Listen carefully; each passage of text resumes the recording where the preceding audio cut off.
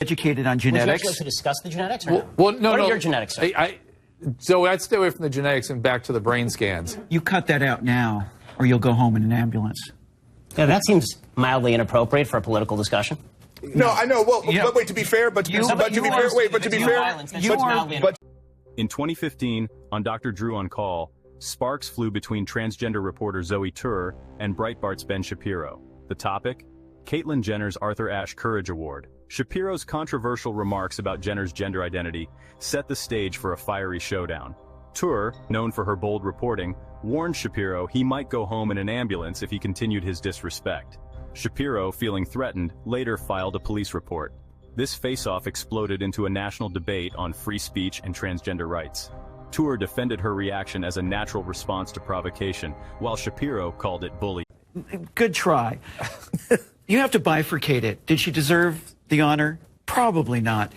Is she brave? Of course she's brave. All those years invested as this sports legend to come out transgender is horribly difficult. It is the most difficult thing you can do. I've been overseas. I've flown helicopter missions, surveillance missions. I've been shot, stabbed. Being brave is being yourself. And being transgender is about the bravest thing you can do. Did she deserve the award?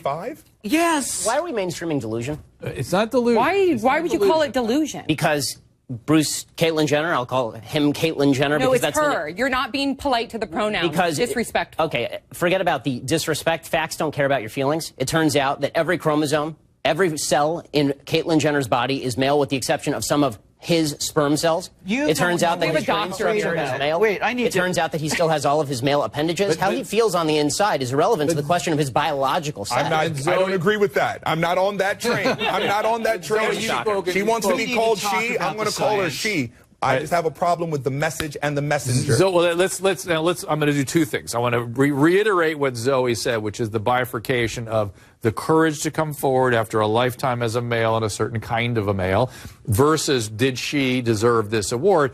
Listen, the awards, what are award ceremonies except an opportunity to catch some eyes? Especially the ESPN. So, yeah, it's like ESPN, well done, ABC. They did exactly what their job was, attract eyes. They did it. That's what award ceremonies are for.